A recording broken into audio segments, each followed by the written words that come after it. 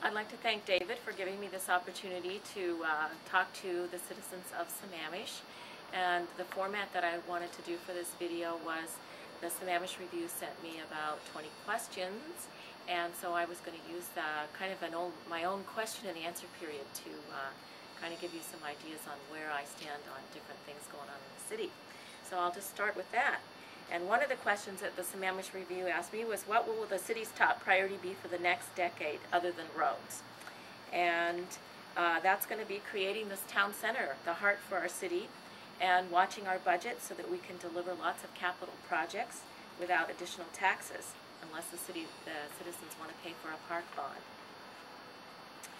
What's the next step that the city is needed to keep up with the city's transportation needs? I think the work on 202 is almost complete, and now we need to start working on getting 2 left turn lanes from Sammamish Way onto Highway 202. And then also we've got to do some rework in the town center. How soon should the city consider a park bond, and if it is needed at all? Well, there are lots of balls in the air right now. We looked at doing a park bond last year, and we tabled it because we have a lot of partnership agreements that just aren't ripe yet. And one of those is, of course, getting the library to land on a site, which we've just recently done. And then the work with the Y in possibly coming to the Kelman site and swapping their facility, swapping land with them so we can build a public works over by the Issaquah bus barn, and then they could build their facility here next to City Hall. And then also what happens with the old library, and the Boys and Girls Club is interested in creating a teen center there and having a city partner. So we've got to get a better handle on what is going to be needed in terms of the city's financial obligation for those, so that that would be the framework for the next park bond. What additional environmental protections do you see Sammamish enacting?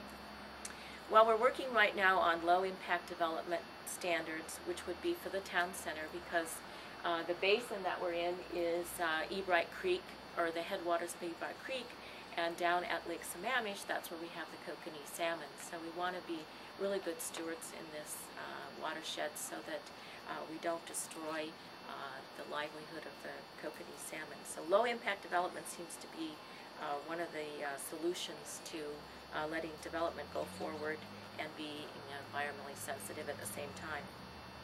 Should the police protection be boosted, and if so, how would you pay for it? Well, to add 1 officer to the city payroll is about $150,000 a year. So we have to go carefully because that's a big budget item. And I don't see an increase right now for those kinds of services, but if we are annexing some other areas, then we'll obviously need to add some additional coverage.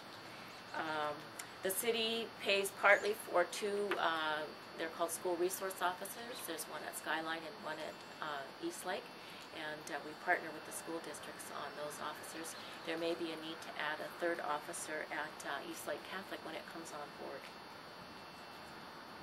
Do you believe the city should take over the water and sewer district? Explain. No. We've looked at this. This was an agenda item when I first came on the council, and we were ready to do it at that point. And that was right when the water moratorium was on, and then the water and sewer district started solving the water crisis that we had up here, and the Cascade Water Alliance came into being. And so the water moratorium issues are gone. I don't see the city getting back in that battle because we've got other priorities, and it would be a huge battle, and I'm not sure what we would gain from it. The best thing the city can do is to continue doing what we're doing, which is inviting the water and sewer district to come with us when people have their initial sit-downs when they want to develop, and so that they don't get a runaround between what the city requires and what the water and sewer district requires on permitting. So we'll just continue to facilitate that. Do you favor moving the growth boundary, and if so, where? Well, I believe the urban growth boundary is pretty good where it is now, and that it should stay there for a number of years. We have, if you've looked at us, the city of Sammamish geographically, you see we've got some really funny lines. There were some areas that were left out when our city was